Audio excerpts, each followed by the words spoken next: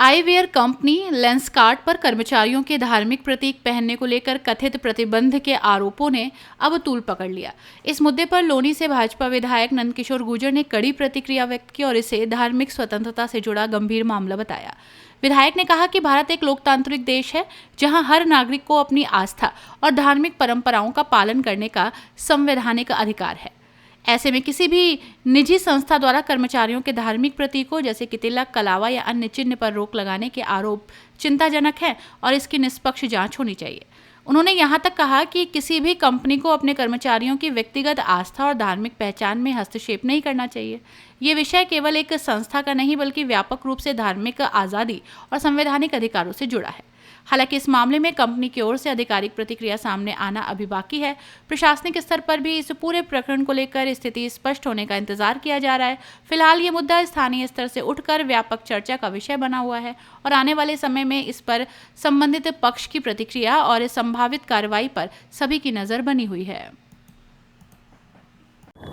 विधायक जी, लेंसकार्ट का एक मामला चल रहा है जिसमें टीका लगाने के लिए मना किया गया था और आप लोनी में लेंसकार्ट केस में पहुंचे हैं, क्या कहेंगे? देखिए, ये बहुत ही निंदनीय और घृणित बात है कि वो जो लिखता है बंसल, तो उसकी जांच हो पहले तो वो बंसल है कि नहीं है। हमें तो लगता है कि वो हिंदुस्तान में, क्योंकि बहुसंख्यक आबादी हिंदू है, इसलिए बिजनेस करने के लिए नकली हिंदू बना हुआ है।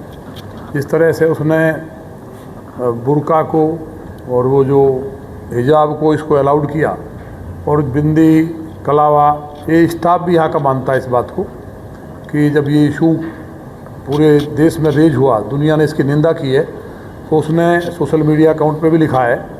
लेकिन ये अपने आप में गंभीर विषय है। जिस तरह की सोच उसकी है, उस व्यक्ति की, उसके ऊपर रासुका की कार्रवाई होनी चाहिए और उसकी जांच हो कि ऐसा तो नहीं कि वो है नाम वो सलीम, सलाउद्दीन और वो कहीं नरेश बंसल लगा के, पीयूष बंसल नाम है ना उसका, क्या पीयूष नाम है ना, पीयूष बंसल बता रहे हैं, तो निश्चित तौर पे नहीं है।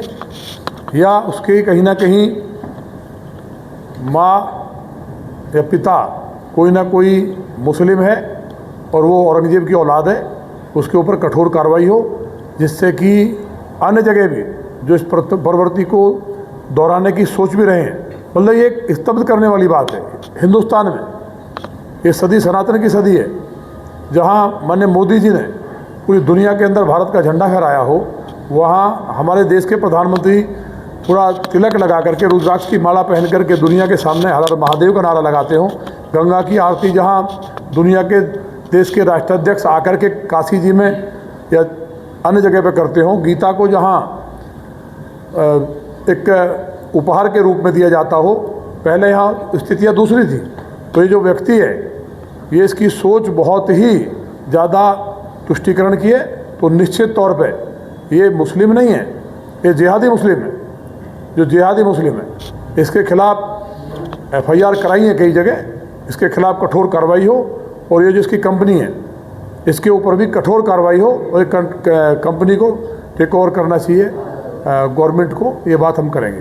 ऐसा तो नहीं है कि कोई सस्ती लोकप्रियता पाने के लिए उसके द्वारा नहीं, लोकप्रियता तो इसमें हो नहीं सकती, क्योंकि ये व्यक्ति जहाँ जाएगा लेंसकार्ट को उसके बाद नहीं, ये व्यक्ति जहाँ जाएगा कोई नहीं जानना है, ख़त्म हो जाएगा। अब हिंदुस्तान में हिंदुत्व चरम पे है, भगवा की पताका आसमान तक लहरा रही है, दुनिया चकाचौंध है।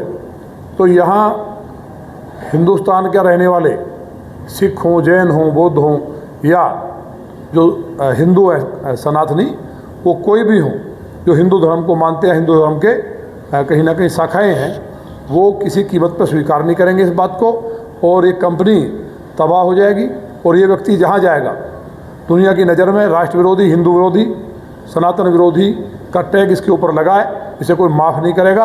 लेकिन मेरा कहना है कि इसने जो सोचा है उसका रीजन कुछ भी है, लेकिन ये बहुत ही घृणित मानसिकता का परिचय है। इस व्यक्ति के ऊपर कठोर से कठोर कार्रवाई हो।